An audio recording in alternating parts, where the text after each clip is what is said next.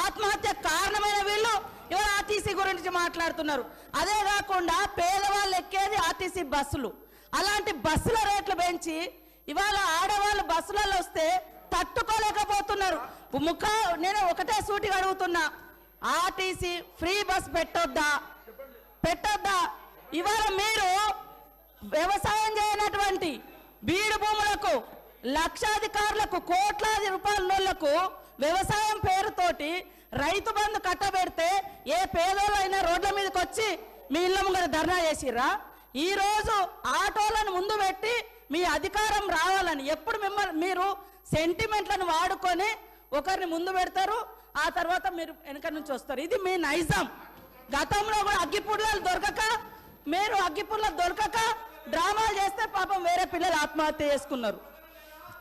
అంటే చేయకూడదు అంటారు. మరి మీరు లక్షల రూపాయలు, కోట్ల రూపాయలు ప్రజల మీద, అందరి మీద పన్నులేసి ఆ వచ్చిన ధనము రైతు బంధుల పేరుతోటి ఏ పేద మహిళకు, ఏ పేదోళ్లకు రూపాయి దక్కలేదు.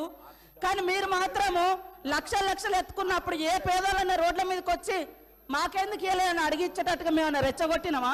ఇవాళ అక్క చెల్లెళ్ళు అడుగుతున్నారు, నెలకు 5-6 వేలు మాకు మిగులుతున్నాయి ఆర్టీసీ బస్ తోటి. అంటే వీళ్ళు ఎందుకు తట్టుకోలేకపోతున్నారో నేను అడుగుతున్నా. మరి ఎక్కడ ఏం దొరకనట్టుగా అదే మాట్లాడుతున్నారు. మొత్తం వీళ్ళు అన్ని తీసేయండి. కాబట్టి ఆర్టీసీ బస్సులలో మహిళలు ప్రయాణం చేస్తే మీకేం ప్రాబ్లం అది చెప్పండి.